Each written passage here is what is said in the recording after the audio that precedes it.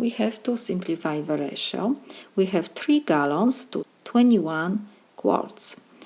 So first, let me remind you that 1 gallon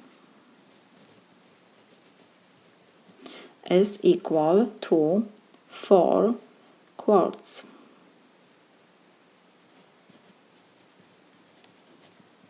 So now, first, we will rewrite our numerator 3 gallons, that this is 3 times 1 gallon, I can write,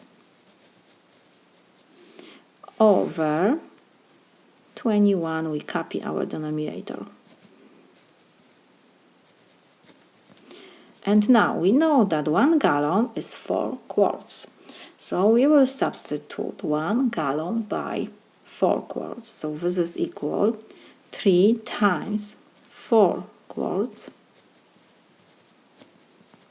over denominator, we have to rewrite 21 quarts. So now we see that we can reduce quarts, and 3 with 21, so it will be 7 and 1.